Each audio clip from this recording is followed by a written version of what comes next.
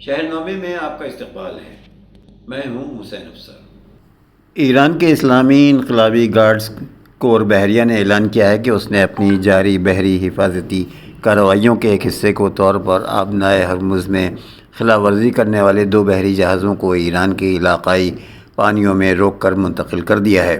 IRGC navy نے ایک بیان میں کہا کہ آبنائے ہرمز پر اپنے اسمارٹ کنٹرول کے حصے کے طور پر اس نے بدھ کی صبح 2 جہازوں کی نشاندہی کی اور انہیں روکا۔ ان بحری جہازوں کی شناخت MSC فرانسیکا کے طور پر کی گئی ہے، جو مبینہ طور پر صہیونی حکومت سے منسلک ہیں، اور ایپامینوڈوز، جو دونوں بغیر اجازت کے کام کر رہے تھے، بار بار ضوابط کی خلاف ورزی کر رہے تھے اور نیویگیشن امدادی نظام میں اس طرح سے ہیرا پھیری کر رہے تھے جس سے سمندری حفاظت کو خطرہ لاحق تھا۔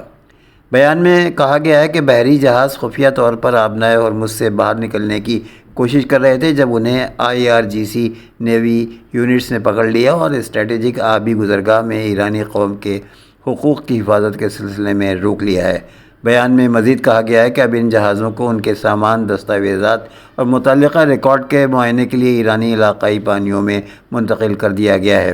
بحریہ نے مزید زور دیا کہ آبنائے ہرمز سے گزرنے کے لیے ایران کے اعلان کردہ IRGC ضوابط میں خلل ڈالنے یا اس اسٹریٹجک راستے میں محفوظ نیویگیشن کے خلاف سرگرمیوں میں ملوث ہونے کی کسی بھی کوشش کی پوری نگرانی اور تشخص کے بعد سخت اور قانونی کارروائی کی جائے گی۔ پینٹاگون نے مالی سال 2027 کے لیے ٹرمپ کا $1.5 ٹریلین کا دفاعی بجٹ پیش کر دیا ہے۔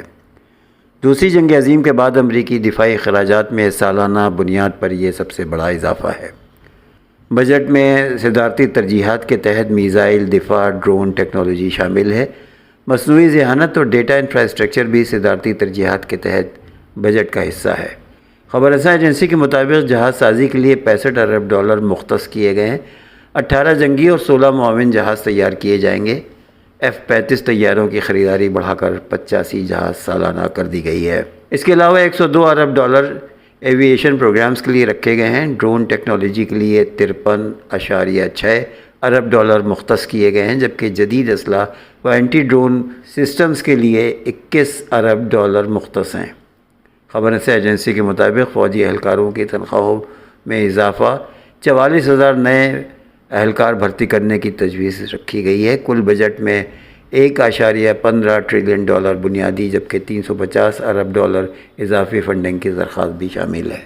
واشنگٹن میں قائم خبر رساں ادارے کی رپورٹ کے مطابق ایران کے ساتھ جاری جنگ کے نتیجے میں امریکی فوج کے میزائل ذخائر میں نمایاں کمی واقع ہوئی ہے۔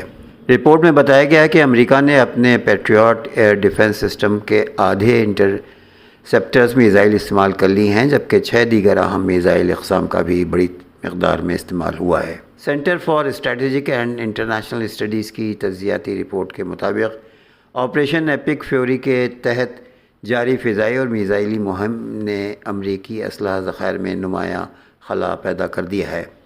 رپورٹ میں بتایا گیا ہے کہ پیٹریوٹ میزائل کے مجموعی ذخیرے کا 50% ختم ہو گیا ہے۔ تھرڈ انٹرسیپٹرز بھی نصف سے زائد استعمال ہو چکے ہیں۔ پریسٹرین اسٹرائک میزائل کا 45% سے زائد ذخیرہ کام آ چکا ہے۔ رپورٹ کے مطابق میزائل کے بڑے پیمانے پر استعمال نے امریکی دفاعی تیاریوں پر سوالات اٹھا دیے ہیں، جبکہ مستقبل میں کسی ممکنہ تنازع کے لیے اسلحہ کی دستیابی ایک اہم چیلنج بن سکتی ہے۔ اقوام متحدہ میں ایران کے مستقل مندوب عامر سعید نے کہا ہے کہ امریکہ کی جانب سے ایرانی بندرگاہوں کی ناکہ بندی ختم ہوتے ہی مذاکرات کا اگلا دور پاکستان کے دارالحکومت اسلام آباد میں ممکن ہے۔ نیو یارک میں اقوام متحدہ کے ہیڈ کوارٹرز میں میڈیا سے گفتگو کرتے ہوئے ایرانی مندوب کا کہنا تھا کہ جیسے ہی واشنگٹن بحری ناکہ بندی ختم کرے گا، مذاکرات کی راہ ہموار ہو جائے گی اور اگلا مرحلہ اسلام آباد میں منعقد کیا جا سکتا ہے۔ یہ بیان ایرانی سرکاری خبر رساں ایجنسی کے حوالے سے سامنے آیا ہے۔ دوسری جانب امریکی صدر ٹرمپ نے ایران کے ساتھ جاری جنگ بندی میں توسیع کا اعلان کرتے ہوئے کہا ہے کہ یہ اس وقت تک برقرار رہے گی جب تک تہران تنازع کے مستقل حل کے لیے کوئی ٹھوس تجویز پیش نہیں کرتا۔ تاہم انہوں نے واضح کیا کہ ایران کی بندرگاہوں پر امریکی ناکہ بندی بدستور جاری رہے گی۔ ماہرین کے مطابق دونوں ممالک کے بیانات سے ظاہر ہوتا ہے کہ مذاکرات کی بحالی کے امکانات موجود ہیں، تاہم اس کے لیے بنیادی شرط امریکی پابندیاں اور ناکہ بندی کے خاتمے سے مشروط ہے۔ فائنینشیل ٹائمز کے مطابق شپ ٹریکنگ ادارے نے تصدیق کی ہے کہ کم از کم 34 ایرانی ٹینکر محاصرے کے دوران کامیابی سے نکلے اور لاکھوں بیرل تیل بیرون ملک منتقل ہوا۔ مہر خبر رساں ایجنسی کی رپورٹ کے مطابق امریکی بحری محاصرے اور سخت نگرانی کے باوجود ایران سے وابستہ درجنوں آئل ٹینکر آبنائے ہرمز سے گزرنے میں کامیاب ہو گئے ہیں۔ برطانوی اخبار فائنینشیل ٹائمز نے شپ ٹریکنگ گروپ وارٹیکسا کے اعداد و شمار کے حوالے سے بتایا ہے کہ امریکہ کی جانب سے بحری محاصرہ شروع کیے جانے کے بعد اب تک کم از کم 34 ایرانی آئل ٹینکر آبنائے ہرمز پر عبور کر چکے ہیں۔ رپورٹ میں بتایا گیا کہ ان میں سے 6 جہاز ایسے تھے جو لاکھوں بیرل ایرانی تیل لے جا رہے تھے، جس سے تقریباً $910 ملین کی آمدنی حاصل ہوئی ہے۔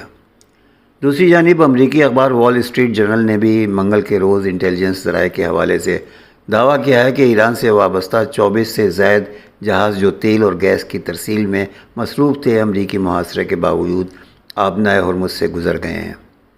رپورٹ کے مطابق یہ محاصرہ 13 اپریل سے نافذ کیا گیا تھا، تاہم اس کے باوجود مذکورہ جہاز مسلسل ایرانی بندرگاہوں تک تیل اور گیس کی ترسیل کے لیے آتے جاتے رہے ہیں، جو اس بات کا ثبوت ہے کہ امریکہ کی کوششوں کے باوجود ایران کی توانائی تجارت مکمل طور پر بند نہیں کی جا سکی ہے۔